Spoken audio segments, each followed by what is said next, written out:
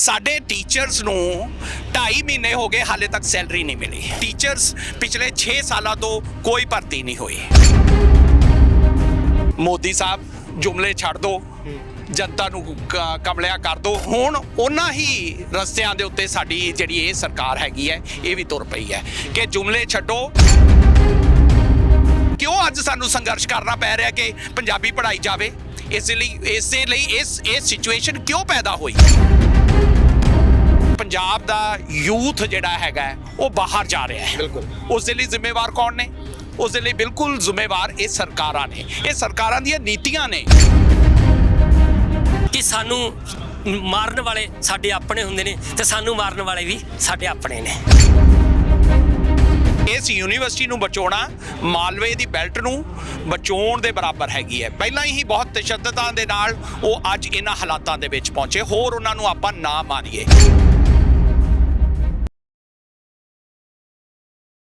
ਸਤਿ ਸ਼੍ਰੀ ਅਕਾਲ, RMB television ਦੇਖ ਰਹੇ ਹੋ ਤੁਸੀਂ। ਮੈਂ ਹਾਂ ਜਸ ਕਰੇਵਾਲ, ਪੰਜਾਬੀ ਯੂਨੀਵਰਸਿਟੀ ਪਟਿਆਲਾ ਦੇ ਵਿੱਚ। ਇਹ ਗੱਲ ਕਹਿੰਦੇ ਨੇ ਕਿ ਹੀਰੇ ਨੂੰ ਤਰਾਸ਼ਣ ਵਾਲਾ ਜੌਹਰੀ ਹੁੰਦਾ ਆ, ਪਰ ਜੇਕਰ ਜੌਹਰੀ ਹੀ ਸੜਕਾਂ ਤੇ ਹੋਵੇ ਤਾਂ ਫਿਰ ਹੀਰੇ ਤਰਾਸ਼ੂਗਾ ਕੌਣ? ਤੇ ਪੰਜਾਬੀ ਯੂਨੀਵਰਸਿਟੀ ਪਟਿਆਲਾ ਦੇ ਵਿੱਚ ਗ੍ਰਾਂਟ ਨੂੰ ਲੈ ਕੇ ਜਿੱਥੇ ਵਿਦਿਆਰਥੀ ਵਰਗ ਸੜਕਾਂ ਤੇ ਆ, ਤਾਂ ਉੱਥੇ ਅਧਿਆਪਕ ਵਰਗ ਆ ਜਿਹੜਾ ਉਹ ਵੀ ਸੜਕਾਂ ਤੇ ਆ। ਕਿਉਂ? ਕਾਰਨ ਕੀ ਆ? ਗੱਲਬਾਤ ਕਰਾਂਗੇ। ਡਾਕਟਰ ਸਾਹਿਬ, ਸਭ ਤੋਂ ਪਹਿਲਾਂ ਸਵਾਗਤ ਤੁਹਾਡਾ। ਥੈਂਕ ਯੂ ਜੀ, ਧੰਨਵਾਦ। ਮੈਂ ਪ੍ਰੋਫੈਸਰ ਨਿਸ਼ਾਨ ਸਿੰਘ, ਮੈਂ ਬਤੌਰ ਪੂਟਾ ਪ੍ਰੈਜ਼ੀਡੈਂਟ ਟੀਚਰਸ ਦੀ ਜਿਹੜੀ ਇਲੈਕਟਿਡ ਬਾਡੀ ਹੈਗੀ ਆ ਉਹਨੂੰ ਰਿਪਰੈਜ਼ੈਂਟ ਕਰਦਾ ਹੈ ਔਰ ਪੰਜਾਬੀ ਯੂਨੀਵਰਸਿਟੀ ਦੇ ਵਿੱਚ ਮੈਂ ਪ੍ਰੋਫੈਸਰ ਹੈਗਾ। ਫਿਜ਼ੀਕਲ ਐਜੂਕੇਸ਼ਨ ਡਿਪਾਰਟਮੈਂਟ ਹੈਗਾ ਮੇਰਾ। ਸਰ, ਇਹ ਪਲੀਜ਼ ਦੱਸਿਓ ਕਿ ਸੜਕਾਂ ਤੇ ਵਰਗ ਨੂੰ ਉਤਰਨਾ ਪੈ ਗਿਆ, ਸਟੂਡੈਂਟ ਵਰਗ ਵੀ ਸੜਕਾਂ ਦੇ ਉੱਪਰ ਆ, ਅਧਿਆਪਕ ਵੀ ਸੜਕਾਂ ਦੇ ਉੱਪਰ ਆ। ਖਾਸ ਗੱਲ ਇਹ ਆ ਕਿ ਜਿਹੜੀ ਸਰਕਾਰ ਐਜੂਕੇਸ਼ਨ ਦਾ ਨਾਅਰਾ ਦੇ ਕੇ ਆਈ ਸੀ, ਐਜੂਕੇਸ਼ਨ ਤੇ ਉਸ ਪ੍ਰਚਾਰ ਦੇ ਲਈ ਪਤਾ ਨਹੀਂ ਕਿੰਨੇ ਕਰੋੜਾਂ ਖਰਚ ਤੇ, ਪਰ ਜਦੋਂ ਗ੍ਰਾਂਟ ਦੇਣ ਦੀ ਗੱਲ ਆਈ ਤਾਂ ਐਜੂਕੇਸ਼ਨ ਵਾਲੇ ਜਿਹੜੇ ਉਹ ਸਾਰੇ ਸੜਕਾਂ ਤੇ ਆ ਗਏ। ਕਿਉਂ? ਬਿਲਕੁਲ ਤੁਸੀਂ ਸਹੀ ਗੱਲ ਕਹੀ ਹੈ ਕਿ ਸਮਾਜ ਦਾ ਜਿਹੜਾ ਨਿਰਮਾਤਾ ਹੈਗਾ ਉਹਨੂੰ ਟੀਚਰ ਮੰਨਿਆ ਜਾਂਦਾ ਹੈ ਔਰ ਟੀਚਰ ਜਿਹੜਾ ਹੈਗਾ ਅੱਜ ਸੜਕਾਂ ਦੇ ਉੱਤੇ ਹੈਗਾ ਹੈ ਔਰ ਇਸ ਦੇ ਲਈ ਜ਼ਿੰਮੇਵਾਰ ਜਿਹੜੀ ਮੌਜੂਦਾ ਸਰਕਾਰ ਹੈਗੀ ਹੈ, ਆਪ ਦੀ ਸਰਕਾਰ ਹੈਗੀ ਹੈ। ਔਰ ਦੁੱਖ ਇਸ ਕਰਕੇ ਹੋਰ ਵੀ ਜ਼ਿਆਦਾ ਹੁੰਦਾ ਹੈ ਕਿ ਇਹ ਜਿਹੜੀ ਸਰਕਾਰ ਹੈਗੀ ਹੈ ਇਸੇ ਮੈਂਡੇਟ ਤੇ ਆਈ ਸੀ ਕਿ ਅਸੀਂ ਐਜੂਕੇਸ਼ਨ ਨੂੰ ਪ੍ਰਮੋਟ ਕਰਨਾ ਚਾਹੁੰਦੇ ਹਾਂ। ਬਿਲਕੁਲ। ਔਰ ਹਾਲਾਤ ਇਹ ਹੋ ਚੁੱਕੇ ਨੇ ਕਿ ਐਜੂਕੇਸ਼ਨ ਨੂੰ ਪ੍ਰਮੋਟ ਕਰਨਾ ਇੱਕ ਡਰਾਮਾ ਦੇ ਰੂਪ ਦੇ ਵਿੱਚ ਬਣ ਚੁੱਕਿਆ ਹੈ। ਇਹ ਕਿਹਾ ਜਾਂਦਾ ਹੈ ਕਿ ਅਸੀਂ ਬਹੁਤ ਗ੍ਰਾਂਟ ਦੇਤੀ, 990 ਕਰੋੜ ਗ੍ਰਾਂਟ ਦੇਤੀ। ਅਗਰ ਜੇ ਯੂਨੀਵਰਸਿਟੀਆਂ ਦੀ ਗਿਣਤੀ ਔਰ ਕਾਲਜਾਂ ਦੀ ਗਿਣਤੀ ਕਰੀਏ ਤਾਂ ਉਸ ਦੇ ਵਿੱਚ ਹਿੱਸੇ ਦੇ ਵਿੱਚ ਪੰਜਾਬੀ ਯੂਨੀਵਰਸਿਟੀ ਜਿਹੜੀ ਇੱਕ ਸਭ ਤੋਂ ਪੁਰਾਣੀ ਯੂਨੀਵਰਸਿਟੀ ਹੈ, ਜਿਹਨੂੰ ਕਿ ਪਿਛਲੇ ਸਾਲ 200 ਕਰੋੜ ਦਿੱਤਾ ਸੀਗਾ, ਉਸ ਤੋਂ ਘਟਾ ਕੇ 164 ਕਰੋੜ ਤੇ ਲਿਆ ਕੇ ਖੜਾ ਕਰ ਦਿੱਤਾ ਜਾਂਦਾ ਹੈ। ਹੁਣ ਜਿਹੜੀ ਹੈਗੀ ਹੈ ਖਰਚੇ ਯੂਨੀਵਰਸਿਟੀ ਦੇ ਵੱਧ ਰਹੇ ਨੇ, ਨਵੇਂ ਪੇ ਕਮਿਸ਼ਨ ਲੱਗਣ ਨਾਲ ਸੈਲਰੀਜ਼ ਵੱਧ ਗਈ, ਤਾਂ ਹੁਣ ਮਤਲਬ ਸਰਕਾਰ ਇਸ ਚੀਜ਼ ਨੂੰ ਪ੍ਰਾਈਵੇਟਾਈਜੇਸ਼ਨ ਦੇ ਉੱਪਰ ਲੈ ਕੇ ਜਾ ਰਹੀ ਹੈ। ਹੁਣ ਸਰਕਾਰ ਕਹਿੰਦੀ ਹੈ ਕਿ ਅਸੀਂ ਚੰਗੀ ਵਿੱਦਿਆ ਦੇਣੀ ਚਾਹੁੰਦੇ ਆ। ਬਿਲਕੁਲ। ਅਗਰ ਜੇ ਸਰਕਾਰ ਚੰਗੀ ਵਿੱਦਿਆ ਦੇਣਾ ਚਾਹੁੰਦੀ ਹੈ, ਸਾਰੇ ਵੈਲਕਮ ਕਰਦੇ ਨੇ, ਕਿਉਂਕਿ ਆਮ ਜਨਤਾ ਕੋਲ ਅੱਗੇ ਵਧਣ ਦਾ ਇੱਕੋ ਸੋਮਾ ਹੁੰਦਾ ਹੈ, ਸਿੱਖਿਆ। ਅਗਰ ਜੇ ਅਸੀਂ ਸਿੱਖਿਆ ਦੇ ਕੇ ਉਹਨੂੰ ਚੰਗੀ ਨੌਕਰੀ ਦੇ ਕੇ ਅਸੀਂ ਉਹਨੂੰ ਆਪਣੇ ਸਮਾਜ ਦੀ ਸੇਵਾ ਲਈ ਤਿਆਰ ਕਰਾਂਗੇ ਤੇ ਸਮਾਜ ਚੰਗਾ ਬਣੇਗਾ, ਪੰਜਾਬ ਚੰਗਾ ਬਣੇਗਾ ਔਰ ਇਹ ਸਰਕਾਰ ਦੀ ਜ਼ਿੰਮੇਵਾਰੀ ਹੈ। ਹੁਣ ਮਾਨ ਸਾਹਿਬ ਬਹੁਤ ਸਟੇਜਾਂ ਤੋਂ ਕਹਿੰਦੇ ਨੇ, ਅਸੀਂ ਸੁਣਿਆ ਕਿ ਪੰਜਾਬ ਦਾ ਯੂਥ ਜਿਹੜਾ ਹੈਗਾ ਉਹ ਬਾਹਰ ਜਾ ਰਿਹਾ ਹੈ। ਬਿਲਕੁਲ। ਉਸ ਦੇ ਲਈ ਜ਼ਿੰਮੇਵਾਰ ਕੌਣ ਨੇ? ਉਸ ਦੇ ਲਈ ਬਿਲਕੁਲ ਜ਼ਿੰਮੇਵਾਰ ਇਹ ਸਰਕਾਰਾਂ ਨੇ। ਇਹ ਸਰਕਾਰਾਂ ਦੀਆਂ ਨੀਤੀਆਂ ਨੇ। ਪੰਜਾਬ ਇਸ ਸਰਕਾਰ ਤੋਂ ਪਹਿਲਾਂ ਵੀ ਆਪਾਂ ਦੇਖਦੇ ਰਹੇ ਹਾਂ, ਪਹਿਲੀਆਂ ਸਰਕਾਰਾਂ ਨੇ ਕੋਈ ਇਹੋ ਜਿਹੀ ਪ੍ਰੋਸੈਸ ਨੀਤੀ ਨਹੀਂ ਬਣਾਈ ਕਿ ਯੂਥ ਨੂੰ ਇੱਥੇ ਨੌਕਰੀਆਂ ਦੇਣ। ਕਿਹੜੇ ਮਾਪਿਓ ਦਾ ਜੀ ਕਰਦਾ ਹੈ ਕਿ ਆਪਣੇ ਬੱਚੇ ਨੂੰ ਵੱਡਾ ਕਰਕੇ ਮੁਲਕਾਂ ਦੇ ਵਿੱਚ ਧੱਕੇ ਖਾਣ ਨੂੰ ਭੇਜਿਆ ਜਾਵੇ? ਔਰ ਇਹ ਨੀਤੀਆਂ ਨੇ ਕਿ ਆਪਾਂ ਆਪਣੇ ਯੂਥ ਵਰਗ ਨੂੰ ਜਿਹੜਾ ਹੈਗਾ ਬਲੇਮ ਕਰ ਰਹੇ ਹਾਂ। ਉਹਨੂੰ ਬਲੇਮ ਕਰਦੇ ਹਾਂ ਕਿ ਨਸ਼ੇ ਕਰਦਾ ਹੈ। ਨਸ਼ੇ ਕੌਣ ਕਰਵਾਉਣ ਲਾ ਰਿਹਾ ਹੈ? ਇਹ ਸਰਕਾਰ ਆ, ਇਹਨਾਂ ਦੀ ਪਾਲਿਸੀਜ਼। ਅਗਰ ਜੇ ਪਾਲਿਸੀ ਉਸ ਨੂੰ ਅਸੀਂ ਕੁਛ ਨਾ ਰੋਜ਼ਗਾਰ ਦੇ ਰਹੇ ਹਾਂ, ਨਾ ਉਸ ਨੂੰ ਚੰਗੀ ਵਿੱਦਿਆ ਦੇ ਰਹੇ ਹਾਂ, ਉਸ ਦੇ ਜਿਹੜੇ ਖਰਚੇ ਨੇ, ਉਸ ਦੇ ਪਰਿਵਾਰ ਦੇ ਵਿੱਚ ਜਿਹੜੇ ਖਰਚੇ ਚਲਾਉਣ ਜੋਗਾ ਨਹੀਂ ਉਹਨੂੰ ਛੱਡ ਰਹੇ, ਤਾਂ ਉਹ ਕੀ ਕਰੇਗਾ? ਸੋ ਇਸੇ ਲਈ ਅਸੀਂ ਜ਼ਿੰਮੇਵਾਰ ਮੰਨਦੇ ਹਾਂ ਸਰਕਾਰ ਦੀਆਂ ਨੀਤੀਆਂ ਨੂੰ। ਔਰ ਅਗਰ ਜੇ ਇਹ ਨੀਤੀਆਂ ਨਹੀਂ ਹੋਣਗੀਆਂ, ਇਹਨਾਂ ਨੂੰ ਸੁਧਾਰਨਗੇ ਨਹੀਂ, ਨਹੀਂ ਤਾਂ ਪੰਜਾਬ ਦੇ ਹਾਲਾਤ ਚੰਗੇ ਨਹੀਂ ਰਹਿਣਗੇ। ਪੰਜਾਬ ਦੇ ਵਿੱਚ ਅੱਜ ਜਿਹੜਾ ਕਿ ਮੋਹਰੀ ਸੂਬਾ ਮੰਨਿਆ ਜਾਂਦਾ ਸੀਗਾ, ਭਾਵੇਂ ਉਹ ਖੇਡਾਂ ਦਾ ਖੇਤਰ ਸੀਗਾ, ਭਾਵੇਂ ਉਹ ਕਲਚਰਲ ਐਕਟੀਵਿਟੀਜ਼ ਨੂੰ ਲੈ ਕੇ ਸੀਗਾ, ਔਰ ਅੱਜ ਆਪਾਂ ਦੇਖਦੇ ਹਾਂ ਖੇਡਾਂ ਦੇ ਖੇਤਰ ਵਿੱਚ ਦੇਖ ਲਓ ਕਿੱਥੇ ਪਹੁੰਚ ਚੁੱਕੇ ਹਾਂ। ਇਹ ਸਰਕਾਰ ਦੀ ਜ਼ਿੰਮੇਵਾਰੀ ਹੈ ਇਹਨਾਂ ਸਾਰੀਆਂ ਚੀਜ਼ਾਂ ਨੂੰ, ਸਿਹਤ ਔਰ ਸਿੱਖਿਆ ਨੂੰ ਅੱਗੇ ਵਧਾਉਣਾ। ਜੀ ਤੁਸੀਂ ਸਟੇਜਾਂ ਦੀ ਗੱਲ ਕਰੀ ਆ, ਜੇ ਮੈਂ ਗਲਤ ਨਹੀਂ ਸ਼ਾਇਦ ਇਸੇ ਸਟੇਜ ਤੋਂ ਭਗਵੰਤ ਸਿੰਘ ਮਾਨ ਕਹਿ ਕੇ ਗਏ ਸੀ ਕਿ ਵਿੱਦਿਆ ਜਿਹੜੀ ਆ ਉਹ ਕਰਜ਼ੇ ਹੇਠ ਇਹ ਹੋ ਹੀ ਨਹੀਂ ਸਕਦਾ। ਜਿੱਦਾਂ ਮੈਂ ਬਾਈ ਅਮਨ ਨਾਲ ਗੱਲ ਕਰ ਰਹੇ ਸੀ, ਕਹਿੰਦੇ ਸੀ ਕਿ ਸਾਡੇ 2500 ਸਟੂਡੈਂਟ ਜਿਹੜੇ ਆ ਸੁਣ ਰਹੇ ਸੀ, ਤਾਂ ਉਦੋਂ ਸਿਰਫ ਵਾਹ ਵਹਾਈ ਦੇ ਲਈ ਕਿਹਾ ਗਿਆ ਸੀ। ਕਾਰਨ ਕੀ ਸੀ? ਕਿਉਂਕਿ ਸੂਬੇ ਦਾ ਮੁੱਖ ਮੰਤਰੀ ਕਹਿ ਰਿਹਾ ਹੋਵੇ ਤਾਂ ਸ਼ਾਇਦ ਕੋਈ ਕਾਰਨ ਤਾਂ ਹੋਊਗਾ ਹੀ। ਦੇਖੋ ਜਿਹੜੀ ਹੈਗੀ ਹੈ ਨਾ, ਇਹ ਜਿਹੜਾ ਤਰੀਕਾ ਸੀਗਾ, ਪਹਿਲਾਂ ਆਪਾਂ ਸੈਂਟਰ ਦੇ ਵਿੱਚ ਦੇਖਦੇ ਰਹੇ ਆ, ਮੋਦੀ ਸਾਹਿਬ ਜੁਮਲੇ ਛੱਡ ਦੋ, ਜਨਤਾ ਨੂੰ ਕਮਲਿਆ ਕਰ ਦੋ ਔਰ ਗੁੰਮਰਾਹ ਕਰਕੇ ਉਹਨਾਂ ਨੂੰ ਭਟਕਾਉਣਾ ਸ਼ੁਰੂ ਕਰ ਦੋ। ਫਿਰ ਸੈਂਟਰ ਦੇ ਵਿੱਚ ਛੱਡ ਕੇ ਆਪਾਂ ਆਉਂਦੇ ਆ ਪੰਜਾਬ, ਦਿੱਲੀ ਦੀ ਸਰਕਾਰ ਕੇਜਰੀਵਾਲ ਜੀ, ਉਹਨਾਂ ਨੇ ਵੀ ਇਹੀ ਕੁਛ ਕੀਤਾ, ਔਰ ਹੁਣ ਉਹਨਾਂ ਹੀ ਰਸਤਿਆਂ ਦੇ ਉੱਤੇ ਸਾਡੀ ਜਿਹੜੀ ਇਹ ਸਰਕਾਰ ਹੈਗੀ ਹੈ ਇਹ ਵੀ ਤੁਰ ਪਈ ਹੈ ਕਿ ਜੁਮਲੇ ਛੱਡੋ, ਜਿਹੜਾ ਪ੍ਰੋਪੋਗੰਡਾ ਕਰੋ, ਗਲਤ ਪ੍ਰੋਪੋਗੰਡਾ ਕਰ ਰਹੇ ਨੇ। ਸੋ ਅਗਰ ਜੇ ਸਮਾਜ, ਹੁਣ ਅਸੀਂ ਗੱਲ ਕਰਦੇ ਹਾਂ ਵਿੱਦਿਆ ਜਿਹੜੀ ਹੈਗੀ ਹੈ ਇਹ ਹਰੇਕ ਦੀ ਜ਼ਰੂਰਤ ਹੈਗੀ ਹੈ, ਔਰ ਪੰਜਾਬੀ ਯੂਨੀਵਰਸਿਟੀ ਜਿਹੜੀ ਹੈਗੀ ਹੈ ਪੰਜਾਬੀ ਭਾਸ਼ਾ, ਪੰਜਾਬੀ ਕਲਚਰ ਔਰ ਪੰਜਾਬੀਅਤ ਨੂੰ ਪ੍ਰਮੋਟ ਕਰ ਰਹੀ ਹੈ। ਹਰ ਪੰਜਾਬ ਦੇ ਮਾਲਵਾ ਜਿਹੜਾ ਰੀਜਨ ਹੈਗਾ ਹੈ ਉਸ ਦੇ ਵਿੱਚ ਹਰ ਘਰ ਦੇ ਵਿੱਚ ਪੰਜਾਬੀ ਯੂਨੀਵਰਸਿਟੀ ਦੀ ਜੋਤ ਜਗਦੀ ਹੈ। ਕੋਈ ਨਾ ਕੋਈ ਬੱਚਾ, ਵਿਦਿਆਰਥੀ, ਉਹਨਾਂ ਦੇ ਪੂਰਵਕ ਜਿਹੜੇ ਨੇ ਪੂਰਵਜ, ਉਹ ਇੱਥੋਂ ਪੜ੍ਹ ਕੇ ਗਏ ਨੇ। ਇੱਥੋਂ ਪੜ੍ਹ ਕੇ ਨਾ ਸਿਰਫ ਪੰਜਾਬ 'ਚ, ਸਾਰੇ ਭਾਰਤ ਵਰਸ਼ ਵਿੱਚ ਔਰ ਵਿਸ਼ਵ ਦੇ ਸਾਰੇ ਦੇਸ਼ਾਂ ਦੇ ਵਿੱਚ ਪਹੁੰਚੇ ਹੋਏ ਨੇ। ਉਹ ਕਿੰਨਾ ਇਸ ਪੰਜਾਬੀਅਤ ਦੀ ਸੇਵਾ ਕਰ ਰਹੇ ਨੇ। ਪੰਜਾਬੀਅਤ ਨੂੰ ਉਹਨਾਂ ਨੂੰ ਮੋਹ ਹੈਗਾ, ਔਰ ਮੋਹ ਇਸੇ ਕਰਕੇ ਹੈ ਕਿਉਂਕਿ ਪੰਜਾਬੀ ਯੂਨੀਵਰਸਿਟੀ ਦੇ ਨਾਲ ਜੁੜੇ ਹੋਏ ਨੇ। ਔਰ ਅਗਰ ਜੇ ਪੰਜਾਬੀ ਯੂਨੀਵਰਸਿਟੀ ਨੂੰ ਅਸੀਂ ਬਚਾਉਣਾ ਹੈਗਾ ਤਾਂ ਅਸੀਂ ਕਹਿੰਦੇ ਹਾਂ ਪੰਜਾਬੀ ਨੂੰ ਬਚਾਉਣ ਦੇ ਬਰਾਬਰ ਹੈਗਾ। ਅਸੀਂ ਕਿਉਂ ਅੱਜ ਸਾਨੂੰ ਸੰਘਰਸ਼ ਕਰਨਾ ਪੈ ਰਿਹਾ ਕਿ ਪੰਜਾਬੀ ਪੜ੍ਹਾਈ ਜਾਵੇ? ਇਸੇ ਲਈ ਇਹ ਸਿਚੁਏਸ਼ਨ ਕਿਉਂ ਪੈਦਾ ਹੋਈ? ਇਹ ਸਿਚੁਏਸ਼ਨ ਪੈਦਾ ਹੋਣ ਦਾ ਕਾਰਨ ਹੀ ਇਹ ਸੀ ਕਿ ਅਸੀਂ ਵਿਦਿਆ ਹੀ ਨਹੀਂ ਦੇ ਰਹੇ ਚੰਗੀ। ਕਿਉਂ ਜਿਹੜੇ ਹੈਗੇ ਆ ਇੰਨੇ ਪ੍ਰਾਈਵੇਟ ਇੰਸਟੀਚਿਊਟ ਖੋਲੇ ਜਾ ਰਹੇ ਨੇ? ਸਰਕਾਰ ਦੀ ਜ਼ਿੰਮੇਵਾਰੀ ਹੈ ਨਾ। ਸਰਕਾਰ ਨੂੰ ਪ੍ਰਾਈਵੇਟ ਸੰਸਥਾਵਾਂ ਖੋਲਣ ਤੇ ਬੈਨ ਲਾਉਣਾ ਚਾਹੀਦਾ ਹੈ, ਔਰ ਸਰਕਾਰੀ ਸੰਸਥਾਵਾਂ ਅਗਰ ਜੇ ਖੁੱਲਣਗੀਆਂ, ਚੰਗੇ ਸਕੂਲ ਹੋਣਗੇ, ਚੰਗੇ ਕਾਲਜਸ ਹੋਣਗੇ, ਚੰਗੀਆਂ ਯੂਨੀਵਰਸਿਟੀਜ਼ ਹੋਣਗੀਆਂ, ਬੱਚੇ ਵਿਦਿਆ ਲੈਣਗੇ ਔਰ ਚੰਗੇ ਆਪਣੇ ਚੰਗੀ ਥਾਵਾਂ ਤੇ ਪਹੁੰਚਣਗੇ, ਸਮਾਜ ਦੀ ਸੇਵਾ ਕਰਨਗੇ। ਚੰਗਾ ਇੱਕ ਇਨਸਾਨ ਪੈਦਾ ਕਰਦੀ ਹੈ, ਚੰਗੀ ਸਿੱਖਿਆ ਇੱਕ ਚੰਗਾ ਇਨਸਾਨ ਪੈਦਾ ਕਰਦੀ ਹੈ। ਅਗਰ ਜੇ ਚੰਗਾ ਇਨਸਾਨ ਪੈਦਾ ਹੁੰਦਾ ਹੈ, ਉਹ ਸਮਾਜ ਦੇ ਵਿੱਚ ਸੇਵਾ ਕਰਕੇ ਸਮਾਜ ਨੂੰ ਰੌਸ਼ਨ ਕਰਦਾ ਹੈ। ਇਹ ਸਿੱਖਿਆ ਦਾ ਸਭ ਤੋਂ ਵੱਡਾ ਜਿਹੜਾ ਹੈਗਾ ਦੇਣ ਮੰਨੀ ਜਾਂਦੀ ਹੈ। ਇੱਕ ਹੋਰ ਹੈ ਕਿ ਪ੍ਰੋਟੈਸਟ ਤੇ ਸਟੂਡੈਂਟ ਤਾਂ ਹੋਣਾ ਆ, ਤੁਸੀਂ ਪਹਿਲਾਂ ਹੀ ਪ੍ਰੋਟੈਸਟ ਕਰ ਰਹੇ ਹੋ। ਕਾਰਨ ਇਹ ਆ ਕਿ ਤਨਖਾਹਾਂ ਜਿਹੜੀਆਂ ਉਹ ਤੁਹਾਨੂੰ ਨਹੀਂ ਮਿਲੀਆਂ। ਇਹ ਗੱਲ ਵੀ ਬੜੀ ਭੱਦੀ ਜੀ ਲੱਗਦੀ ਆ। ਬਿਲਕੁਲ, ਦੇਖੋ ਜੀ, ਜਦੋਂ ਇਹ ਸਰਕਾਰ ਆਈ ਸੀ ਨਾ, ਇਸ ਸਰਕਾਰ ਦੇ ਨਾਲ ਲੋਕੀ ਬਹੁਤ ਇਮੋਸ਼ਨਲ ਜੁੜ ਗਏ ਸੀਗੇ ਵੀ ਬੜੀ ਉਮੀਦ ਸੀਗੀ ਵੀ ਇਹ ਸਰਕਾਰ ਬਹੁਤ ਕੁਝ ਕਰੂਗੀ। ਲੋਕੀ ਇਮੋਸ਼ਨਲ ਸੀਗੇ ਕਿਉਂਕਿ ਉਹਨਾਂ ਨੇ ਬਹੁਤ 10 15 20 ਸਾਲ ਬੜਾ ਕਸ਼ਟ ਝੇਲਿਆ, ਔਰ ਬੜੀ ਲੋਕਾਂ ਨੂੰ ਉਮੀਦ ਸੀਗੀ। ਇਸੇ ਤਰੀਕੇ ਨਾਲ ਪੰਜਾਬੀ ਯੂਨੀਵਰਸਿਟੀ ਨੂੰ ਵੀ ਉਮੀਦ ਸੀਗੀ ਕਿ ਸਰਕਾਰ ਆਈ ਹੈ ਔਰ ਐਜੂਕੇਸ਼ਨ ਨੂੰ ਪ੍ਰਮੋਟ ਕਰੇਗੀ। ਹੁਣ ਜਦੋਂ 2 ਸਾਲ ਹੋ ਗਏ ਸਾਡੇ ਨੂੰ ਵਧਾਉਣਾ ਤੇ ਕੀ ਸੀ, ਅੱਗੇ ਹੋਰ ਸਾਨੂੰ ਪਿੱਛੇ ਸੱਟਤਾ। ਹੁਣ ਵਿੱਤ ਮੰਤਰੀ ਸਾਹਿਬ ਨੇ ਸਟੇਟਮੈਂਟ ਦਿੱਤੀ ਕਿ ਜੋ ਵੀਸੀ ਸਾਹਿਬ ਕਹਿਣਗੇ ਮੈਂ ਉਹ ਦੇਵਾਂਗਾ, ਜੋ ਮੰਗਣਗੇ ਉਹ ਦੇਵਾਂਗਾ। ਸਾਡੇ ਟੀਚਰਸ ਨੂੰ 2.5 ਮਹੀਨੇ ਹੋ ਗਏ ਹਾਲੇ ਤੱਕ ਸੈਲਰੀ ਨਹੀਂ ਮਿਲੀ। ਅਸੀਂ ਚਿੱਠੀਆਂ ਲਿਖ ਰਹੇ ਹਾਂ, ਅਸੀਂ ਮੀਟਿੰਗਾਂ ਕਰ ਰਹੇ ਹਾਂ, ਅਸੀਂ ਖੁਦ ਬਤੌਰ ਪੂਟਾ ਪ੍ਰੈਜ਼ੀਡੈਂਟ ਅਸੀਂ ਸਾਡੀ ਟੀਮ ਜਾ ਕੇ ਵਿੱਤ ਮੰਤਰੀ ਸਾਹਿਬ ਨੂੰ ਮਿਲੀ ਕਿ ਯੂਨੀਵਰਸਿਟੀ ਦੇ ਉੱਤੇ 150 ਕਰੋੜ ਦਾ ਖਰਚਾ ਹੈਗਾ, ਸਾਡੇ 2 ਮਹੀਨਿਆਂ ਦੀਆਂ 2.5 ਮਹੀਨੇ ਹੋ ਗਏ, ਸਾਨੂੰ ਤਨਖਾਹਾਂ ਨਹੀਂ ਮਿਲੀ। ਮੁਲਾਜ਼ਮ ਔਰ ਕਿੱਥੇ ਜਾਣ? ਉਹਨਾਂ ਦੇ ਹੋਰ ਕੋਈ ਸੋਰਸਿਸ ਹੈ ਨਹੀਂ ਹੈ। ਤਾਂ ਅਗਰ ਜੇ ਐਡੀ ਵੱਡੀਆਂ ਰੋਜ਼ ਖਬਰਾਂ ਲੱਗਦੀਆਂ ਕਿ ਮੁਲਾਜ਼ਮਾਂ ਨੂੰ ਨਹੀਂ ਤਨਖਾਹਾਂ ਮਿਲ ਰਹੀ, ਹੋਰ ਇਸ ਤੋਂ ਵੱਡੀ ਜਾਣਕਾਰੀ ਅਗਰ ਜੇ ਸੀਐਮ ਸਾਹਿਬ ਨੂੰ ਨਹੀਂ ਹੈਗੀ ਤਾਂ ਇਹ ਤਾਂ ਫਿਰ ਸਾਡੇ ਕਸੂਰ ਨਹੀਂ ਹੈਗਾ। ਸੀਐਮ ਸਾਹਿਬ ਨੂੰ ਉਹਨਾਂ ਦੇ ਜਿਹੜੇ ਨਿਊਜ਼ ਪਹੁੰਚਾਉਣ ਵਾਲੇ ਨੇ ਉਹਨਾਂ ਨੂੰ ਸਹੀ ਢੰਗ ਦੇ ਵਿੱਚ ਉਹਨਾਂ ਤੱਕ ਨਹੀਂ ਪਹੁੰਚਾਈ ਜਾ ਰਹੀ ਕਿ ਯੂਨੀਵਰਸਿਟੀ ਦੇ ਵਿੱਚ ਹਾਲਾਤ ਬਹੁਤ ਮਾੜੇ ਨੇ। ਫਾਈਨੈਂਸ਼ੀਅਲੀ ਇੱਥੇ ਕੋਈ ਡਿਵੈਲਪਮੈਂਟ ਨਹੀਂ ਹੋ ਰਹੀ। ਹੁਣ ਟੀਚਰਸ ਪਿਛਲੇ 6 ਸਾਲਾਂ ਤੋਂ ਕੋਈ ਭਰਤੀ ਨਹੀਂ ਹੋਈ। 6 ਸਾਲਾਂ ਤੋਂ ਜ਼ੀਰੋ ਰਿਕਰੂਟਮੈਂਟ ਹੈਗੀ ਹੈ।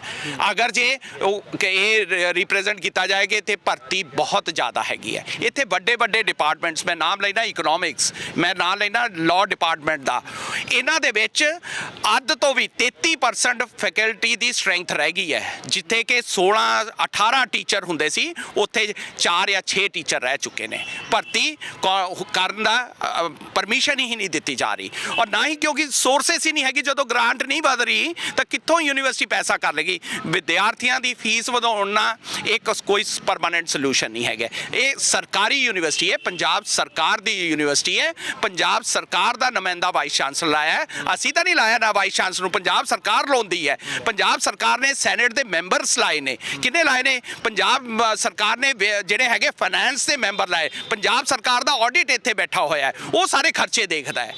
ਤਾਂ ਇਹਦੇ ਵਿੱਚ ਬਾਕੀ ਮੁਲਾਜ਼ਮਾਂ ਦਾ ਕਸੂਰ ਸਾਨੂੰ ਦੱਸੋ ਵੀ ਕਿੱਥੇ ਹੈਗਾ ਹੈ।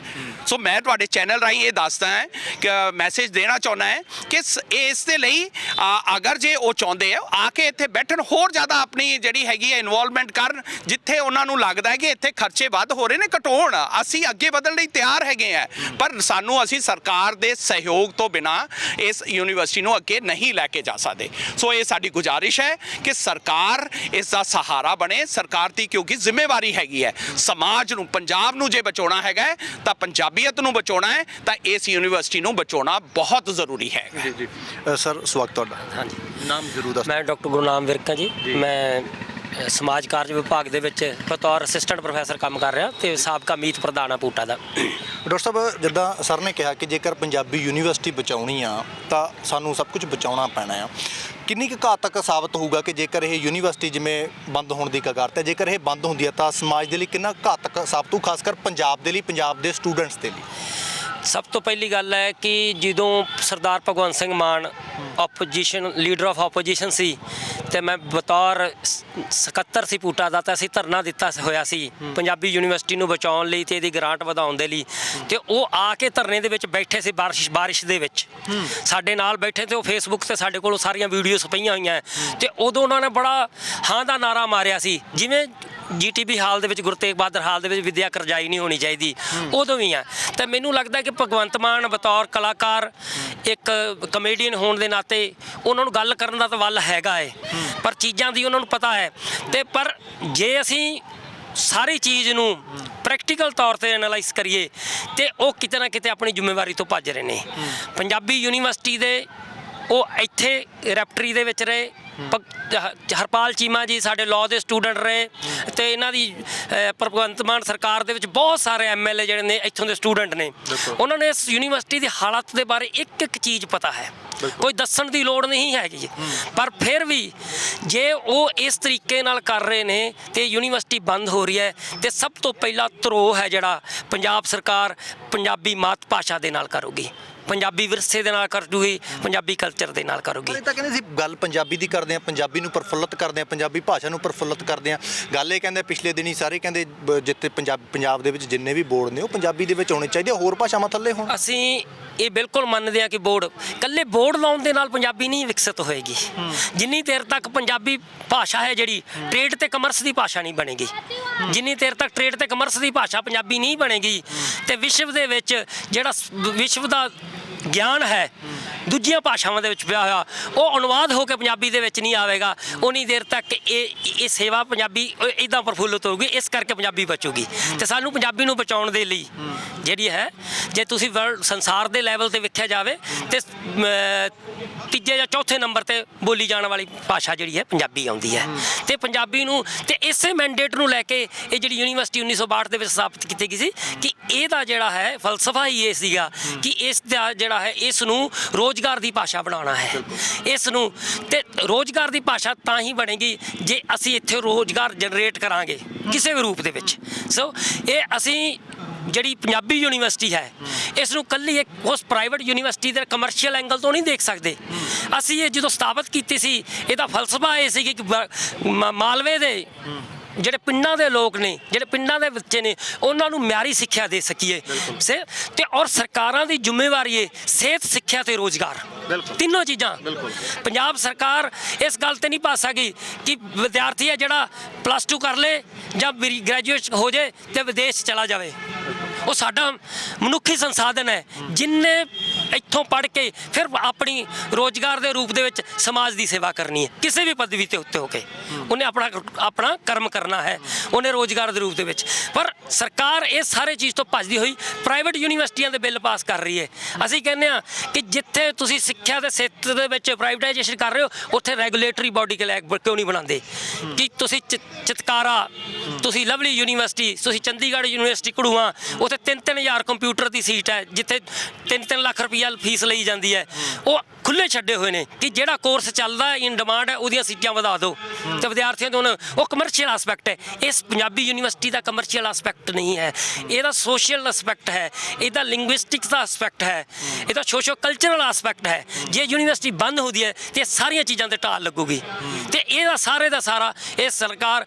ਅਸੀਂ ਹੁਣ ਇਹ ਕਹਿ ਰਹੇ ਹਾਂ ਕਿ ਇਸ ਯੂਨੀਵਰਸਿਟੀ ਦੇ ਵਿੱਚੋਂ ਪਿਛਲੀਆਂ ਸਰਕਾਰਾਂ ਜਿਹੜੀਆਂ ਨੇ ਉਹ ਕੁਛ ਨਾ ਕੁਛ ਜਿਹੜਾ ਹੈ ਉਹਨਾਂ ਦੇ ਹੱਥ ਹੈ ਇਸ ਯੂਨੀਵਰਸਿਟੀ ਨੂੰ, ਪਰ ਉਹ ਕਿਤੇ ਨਾ ਕਿਤੇ ਜਦੋਂ ਲੋੜ ਪੈਂਦੀ ਸੀ ਉਦੋਂ ਸਾਨੂੰ ਵਿਸ਼ੇਸ਼ ਪੈਕੇਜ ਦਿੰਦੇ ਰਹੇ ਨੇ, ਗ੍ਰਾਂਟਾਂ ਦਿੰਦੇ ਰਹੇ ਨੇ। ਪਰ ਇਸ ਸਰਕਾਰ ਨੇ ਜੋ ਸਾਡੇ ਨਾਲ ਵਾਅਦਾ ਕੀਤਾ ਸੀ, ਜੋ ਇਹਨਾਂ ਨੇ ਸਾਨੂੰ ਵਿਖਾਇਆ ਸੀ ਵੀ ਇਸ ਕਰਕੇ ਅਸੀਂ ਇਹ ਪੰਜਾਬੀ ਯੂਨੀਵਰਸਿਟੀ ਦਾ ਜਿਹੜਾ ਕਰਜ਼ਾ, ਵਿਦਿਆ ਨੂੰ ਕਰਜ਼ੇ ਤੋਂ ਮੁਕਤ ਕਰ ਦਿਆਂਗੇ, ਫ੍ਰੀ ਕਰ ਦਿਆਂਗੇ, ਉਹ ਸਾਡੇ ਨਾਲ 164 ਕਰੋੜ ਕਰਕੇ ਸਾਡੇ ਨਾਲ ਕੋਝਾ ਮਜ਼ਾਕ ਕੀਤਾ ਹੈ।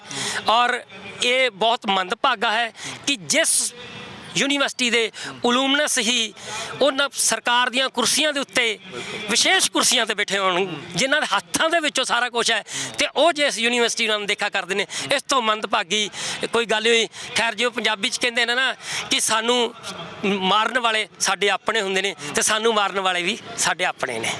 ਸਰ, ਇੱਕ ਡਾਕਟਰ ਸਾਹਿਬ ਨੇ ਗੱਲ ਕਹੀ ਹੈ ਕਿ ਇਹ ਯੂਨੀਵਰਸਿਟੀ ਪੇਂਡੂ ਖੇਤਰਾਂ ਤੱਕ ਵਿੱਦਿਆ ਪਹੁੰਚਾਉਂਦੀ ਸੀ। ਇੱਕ ਗੱਲ ਮੰਨ ਲਈਏ ਕਿ ਜੇਕਰ ਇਹ ਬੰਦ ਹੁੰਦੀ ਆ ਤਾਂ ਆਮ ਵਰਗ ਜਿਹੜਾ ਹੁਣ ਸੋਚ ਸਕਦਾ ਕਿ ਮੈਂ ਵੀ ਐਮਏ ਕਰ ਸਕਦਾ, ਵੱਡੀਆਂ ਡਿਗਰੀਆਂ ਮੈਂ ਵੀ ਕਰ ਸਕਦਾ, ਜੇ ਬੰਦ ਹੁੰਦੀ ਆ ਤਾਂ ਉਹਨਾਂ ਦੇ ਹੱਥਾਂ ਦੇ ਵਿੱਚੋਂ ਵਿੱਦਿਆ ਜਿਹੜੀ ਉਹ ਖੋਹੀ ਜਾਵੇਗੀ। ਬਿਲਕੁਲ ਸਹੀ ਗੱਲ ਹੈ ਜੀ। ਦੇਖੋ, ਇਹ ਜਿਹੜੀ ਯੂਨੀਵਰਸਿਟੀ ਹੈ ਵੈਸੇ ਹੀ ਮਾਲਵਾ ਬੈਲਟ ਨੇ ਬਹੁਤ ਲੇਟ ਡਿਵੈਲਪਮੈਂਟ ਕੀਤੀ ਹੈ। ਅਗਰ ਜੇ ਪੰਜਾਬ ਦੇ ਵਿੱਚੋਂ ਦੇਖਦੇ ਹਾਂ, ਬਹੁਤ ਪਿਛੜਿਆ ਹੋਇਆ ਗਿਆ ਸੀ ਇਲਾਕਾ ਗਿਣਦੇ ਸੀਗੇ, ਔਰ ਹੁਣ ਉਹਨੇ ਅੱਗੇ ਜਿਹੜਾ ਹੈ ਆਪਣੇ ਬਾਕੀ ਦੇ ਸੂਬਿਆਂ ਨਾਲ ਕੰਪੀਟੀਸ਼ਨ ਦੇ ਵਿੱਚ ਆਇਆ। ਹੁਣ ਜਿਵੇਂ ਆਪਾਂ ਹਮੇਸ਼ਾ ਗੱਲ ਕਰਦੇ ਹਾਂ ਕਿ ਐਜੂਕੇਸ਼ਨ ਹੀ ਇੱਕ ਸੋਰਸ ਹੈਗਾ ਹੈ, ਇੱਕ ਜਿਹੜਾ ਹੈਗਾ ਗਰੀਬ ਆਦਮੀ ਦੇ ਕੋਲ, ਕਿ ਜਿਹਦੇ ਨਾਲ ਉਹ ਅੱਗੇ ਵੱਧ ਸਕਦਾ ਹੈ। ਜੇ ਉਹ ਵੀ ਸਰਕਾਰਾਂ ਸਾਡੇ ਤੋਂ ਖੋਹਣ ਲੱਗ ਪਈਆਂ, ਇਹਨਾਂ ਜਿਹੜੇ ਨੌਜਵਾਨ ਬੱਚੇ ਹੈ ਉਹਨਾਂ ਕੋਲੋਂ ਖੋਹਣਾ ਸ਼ੁਰੂ ਕਰਤਾ। ਹੁਣ ਇਹ ਯੂਨੀਵਰਸਿਟੀ ਦੇ ਨਾਲ ਅਗਰ ਜੇ ਇਹਦੇ ਹਾਲਾਤ ਇਹੋ ਜਿਹੇ ਨੇ, ਇਸ ਯੂਨੀਵਰਸਿਟੀ ਦੇ ਨਾਲ ਲਗਭਗ 280 ਕਾਲਜ ਜੁੜੇ ਹੋਏ ਨੇ, 12 ਇਸ ਦੇ ਕਨਸਟੀਟਿਊਐਂਟ ਕਾਲਜ ਨੇ ਜਿਹੜੇ ਕਿ ਸਰਕਾਰ ਨੇ ਇਸ ਮੰਤਵ ਨਾਲ ਖੋਲ੍ਹੇ ਸੀਗੇ ਕਿ ਪਿੰਡਾਂ ਦੇ ਵਿੱਚ ਕਾਲਜ ਖੋਲ੍ਹੇ ਸੀਗੇ। ਮਿਆਰੀ ਸਿੱਖਿਆ ਪਿੰਡਾਂ ਦੇ ਵਿੱਚ ਖੋਲ੍ਹਣ ਲਈ, ਚੰਗੀ ਸਿੱਖਿਆ ਦੇਣ ਲਈ ਪਿੰਡਾਂ ਦੇ ਵਿੱਚ ਲੈ ਕੇ ਗਏ ਸੀ। ਫਿਰ ਸਾਡੇ ਨੇਬਰਹੁੱਡ ਕੈਂਪਸ ਨੇ, ਹੁਣ ਉਹ ਸਾਰੇ ਮਾਲਵਾ ਬੈਲਟ ਨੂੰ ਕੇਟਰ ਕਰਦੇ ਨੇ। ਚੰਗੀ ਵਿੱਦਿਆ, ਅੱਜ ਜਿਹੜੇ ਬੱਚੇ ਨੇ ਉੱਥੋਂ ਵਿੱਦਿਆ ਲੈ ਕੇ ਸਾਰੇ ਭਾਰਤ ਵਰਸ਼ ਦੇ ਵਿੱਚ ਸੇਵਾ ਕਰ ਰਹੇ ਨੇ, ਚੰਗੀਆਂ ਪੋਸਟਾਂ ਤੇ ਬੈਠੇ ਹੋਏ ਨੇ, ਅੱਗੇ ਵਧ ਰਹੇ ਨੇ। ਅਗਰ ਜੇ ਇਸ ਹਾਲਾਤ ਦੇ ਵਿੱਚ ਯੂਨੀਵਰਸਿਟੀ ਦਾ ਜੇ ਅੱਜ ਇਹ ਹਾਲਾਤ ਨੇ ਤਾਂ ਸਾਰੇ ਮਾਲਵਾ ਬੈਲਟ ਦੇ ਵਿੱਚ ਉਹ ਕਾਲਜਸ ਦੇ ਉੱਤੇ ਇੰਪੈਕਟ ਪੈਣਾ। ਬੱਚਿਆਂ ਨੇ ਵਿੱਦਿਆ ਲੈਣ ਤੋਂ ਇਲਾਵਾ ਉਹਨਾਂ ਕੋਲ ਹੋਰ ਕੋਈ ਸੋਮਾ ਨਹੀਂ ਹੈਗਾ। ਸੋ ਇਹ ਸਰਕਾਰ ਦੀ ਅਸੀਂ ਫੇਰ ਵਾਰ-ਵਾਰ ਬੇਨਤੀ ਕਰਦੇ ਹਾਂ, ਆਪ ਜੀ ਦੀ ਇਹ ਜ਼ਿੰਮੇਵਾਰੀ ਹੈਗੀ ਹੈ, ਆਪਣੀ ਜ਼ਿੰਮੇਵਾਰੀ ਤੋਂ ਨਾ ਭੱਜੋ। ਔਰ ਇਸੇ ਮੈਂਡੇਟ ਨਾਲ ਸਰਕਾਰ ਨੂੰ ਇੰਨੇ ਪੂਰੇ ਜਿਹੜਾ ਹੈਗਾ ਸਪੋਰਟ ਦੇ ਨਾਲ ਆਮ ਜਨਤਾ ਨੇ ਜਿਤਾਇਆ ਹੈ। ਇਹ ਕਹਿੰਦੇ ਆਮ ਜਨਤਾ ਦੀ ਸਰਕਾਰ ਹੈ ਔਰ ਆਮ ਜਨਤਾ ਦੇ ਜਿਹੜੇ ਹੱਕ ਨੇ ਉਹਨਾਂ ਨੂੰ ਦੇਣੇ ਇਹਨਾਂ ਦੀ ਜ਼ਿੰਮੇਵਾਰੀ ਬਣਦੀ ਹੈ। ਸੋ ਇਸ ਕਰਕੇ ਮੈਂ ਇਸ ਯੂਨੀਵਰਸਿਟੀ ਨੂੰ ਬਚਾਉਣਾ ਮਾਲਵੇ ਦੀ ਬੈਲਟ ਨੂੰ ਬਚਾਉਣ ਦੇ ਬਰਾਬਰ ਹੈਗੀ ਹੈ। ਪਹਿਲਾਂ ਹੀ ਬਹੁਤ ਤਸ਼ੱਦਦਾਂ ਦੇ ਨਾਲ ਉਹ ਅੱਜ ਇਹਨਾਂ ਹਾਲਾਤਾਂ ਦੇ ਵਿੱਚ ਪਹੁੰਚੇ, ਹੋਰ ਉਹਨਾਂ ਨੂੰ ਆਪਾਂ ਨਾ ਮਾਰੀਏ, ਉਹਨਾਂ ਨੂੰ ਅੱਗੇ ਵਧਾਈਏ, ਅੱਗੇ ਧੱਕਾ ਦਈਏ, ਚੰਗੀ ਸਿੱਖਿਆ ਦੇ ਕੇ ਅਸੀਂ ਉਹਨਾਂ ਨੂੰ ਅੱਗੇ ਪੁਸ਼ ਕਰ ਸਕਦੇ ਹਾਂ ਔਰ ਤਾਂ ਹੀ ਜਿਹੜਾ ਹੈਗਾ ਇਹ ਇਲਾਕਾ ਜਿਹੜਾ ਅੱਗੇ ਵੱਧ ਸਕਦਾ ਹੈ। ਹੁਣ ਇਹ ਮੋਰਚਾ ਪੱਕੇ ਤੌਰ ਤੇ ਲੱਗਿਆ ਜਾਂ ਅਜੇ ਕਿਸੇ ਤਰ੍ਹਾਂ ਦੀ ਜੇ ਸਹਿਮਤੀ ਬਣਦੀ ਉਸ ਤੋਂ ਬਾਅਦ ਚੁੱਕਿਆ ਜਾਵੇਗਾ? ਨਹੀਂ, ਦੇਖੋ ਜੀ, ਮੋਰਚਾ ਇਸ ਸਹਿਮਤੀ ਤੇ ਲੱਗਾ ਸੀਗਾ ਕਿ ਅਸੀਂ ਗ੍ਰਾਂਟ ਚਾਹੁੰਦੇ ਹਾਂ। ਸਾਨੂੰ ਅਸੀਂ ਬੱਚਿਆਂ ਨੂੰ ਪੜ੍ਹਾਉਣ ਲਈ ਇੱਥੇ ਬੈਠੇ ਆ। ਬੱਚੇ ਪੜ੍ਹਨ ਲਈ ਆਏ ਆ। ਉਹਨਾਂ ਦਾ ਕੋਈ ਮੁੱਦਾ ਨਹੀਂ ਹੈਗਾ ਪੋਲਿਟਿਕਸ ਕਰਨ ਦਾ, ਨਾ ਹੀ ਇੱਥੇ ਟੀਚਰਸ ਦਾ, ਨਾ ਮੁਲਾਜ਼ਮਾਂ ਦਾ, ਨਾ ਪੈਨਸ਼ਨਰਸ ਦਾ। 80 ਸਾਲ ਦੇ 90 ਸਾਲ ਦੇ ਪੈਨਸ਼ਨਰਸ ਜਿਨ੍ਹਾਂ ਨੂੰ 2.5 ਮਹੀਨੇ ਤਨਖਾਹ ਨਾ ਪੈਨਸ਼ਨ ਨਾ ਮਿਲ ਰਹੀ ਹੋਵੇ, ਉਹਨਾਂ ਦਾ ਜੀ ਕਰਦਾ ਇੱਥੇ ਆ ਕੇ ਬੈਠਣ ਨੂੰ। ਹੁਣ ਜਿਹੜਾ ਇਹ ਮੋਰਚਾ ਹੈਗਾ ਜਿਹਦੀ ਗੱਲ ਕਰਦੇ ਹਾਂ ਆਪਾਂ, ਇਹ ਮੋਰਚਾ ਅਸੀਂ ਇਸ ਅੰਡਰਸਟੈਂਡਿੰਗ ਤੇ ਲਾਇਆ, ਜਿੰਨਾ ਚਿਰ ਤੱਕ ਸਾਨੂੰ ਸਰਕਾਰ ਗ੍ਰਾਂਟ ਅਨਾਉਂਸ ਨਹੀਂ ਕਰਦੀ ਉਹਨਾਂ ਚਿਰ ਤੱਕ ਇਹ ਚੱਲੇਗਾ। ਅਸੀਂ ਕੰਟੀਨਿਊ ਕਰਾਂਗੇ। ਅੱਜ ਦੂਜਾ ਦਿਨ ਹੈਗਾ, ਇੱਥੇ ਇਕੱਠ ਵਧਣਾ ਸ਼ੁਰੂ ਹੋ ਗਿਆ। ਇਸ ਇਕੱਠ ਨੂੰ ਅੱਜ ਇਹ ਯੂਨੀਵਰਸਿਟੀ ਦੇ ਅੰਦਰ ਹੈਗਾ। ਕੱਲ ਨੂੰ ਹੌਲੀ ਹੌਲੀ ਇਸ ਨੂੰ ਅਸੀਂ ਬਾਹਰ ਲੈ ਕੇ ਜਾਵਾਂਗੇ, ਪਟਿਆਲੇ ਵਿੱਚ ਜਾਊਗਾ ਔਰ ਸਾਰੇ ਪੰਜਾਬ ਦੇ ਵਿੱਚ, ਕਿਉਂਕਿ ਮਾਲਵਾ ਦੇ ਵਿੱਚ ਹਰ ਇੱਕ ਕਾਲਜ ਦੇ ਵਿੱਚ ਇੱਥੇ ਜੁੜਿਆ ਹੋਇਆ ਹੈ ਇਹ ਯੂਨੀਵਰਸਿਟੀ। ਤਾਂ ਅਸੀਂ ਤਾਂ ਸਾਰੇ ਪੰਜਾਬ ਦੇ ਵਿੱਚ ਬੇਨਤੀਆਂ ਕਰਾਂਗੇ ਕਿ ਪੰਜਾਬੀ ਯੂਨੀਵਰਸਿਟੀ ਨੂੰ ਬਚਾਓ। ਸਰ ਤੁਸੀਂ ਸਮਾਂ ਦਿੱਤਾ, ਬਹੁਤ ਬਹੁਤ ਧੰਨਵਾਦ। ਧੰਨਵਾਦ, ਬਹੁਤ ਬਹੁਤ ਬਹੁਤ ਬਹੁਤ ਧੰਨਵਾਦ ਸਰ। ਬਹੁਤ ਬਹੁਤ ਧੰਨਵਾਦ। ਸੋ ਅਧਿਆਪਕ ਵਰਗ ਵੀ ਸੜਕ ਦੇ ਉੱਪਰ ਆ। ਕਾਰਨ ਇੱਕੋ ਆ ਕਿ ਯੂਨੀਵਰਸਿਟੀ ਬਚਾਈ ਜਾਵੇ। ਮਾਲਵੇ ਦਾ ਦਿਲ ਹੈ ਇਹ ਯੂਨੀਵਰਸਿਟੀ। ਜਿਵੇਂ ਸਰ ਨੇ ਬੜੀ ਵਧੀਆ ਗੱਲ ਕਹੀ ਆ ਕਿ ਪੇਂਡੂ ਖੇਤਰਾਂ ਤੱਕ ਇਹ ਯੂਨੀਵਰਸਿਟੀ ਜਿਹੜੀ ਆ ਵਿੱਦਿਆ ਪਹੁੰਚਾਉਂਦੀ ਆ। ਉਹ ਵਿੱਦਿਆ ਜਿਹਦਾ ਸ਼ਾਇਦ ਸੁਪਨਾ ਜੇਕਰ ਆਮ ਘਰਾਂ ਦੇ ਪੁੱਤ ਧੀਆਂ ਪੁੱਤ ਲੈਂਦੇ ਨੇ ਤਾਂ ਇਸ ਯੂਨੀਵਰਸਿਟੀ ਦੇ ਕਰਕੇ ਲੈਂਦੇ ਨੇ, ਤੇ ਜੇਕਰ ਇਹ ਯੂਨੀਵਰਸਿਟੀ ਬੰਦ ਹੋਈ ਤਾਂ ਸ਼ਾਇਦ ਉਹਨਾਂ ਦੇ ਸੁਪਨੇ ਵੀ ਕਿਤੇ ਨਾ ਕਿਤੇ ਟੁੱਟ ਜਾਣਗੇ। ਜੁੜੇ ਰਹੋ ਆਰਐਮਬੀ ਟੈਲੀਵਿਜ਼ਨ ਦੇ ਨਾਲ। ਆਪਣੇ ਦੋਸਤ ਜਸ ਗਰੇਵਾਲ ਦਿਓ ਇਜਾਜ਼ਤ। ਧੰਨਵਾਦ ਜੀ।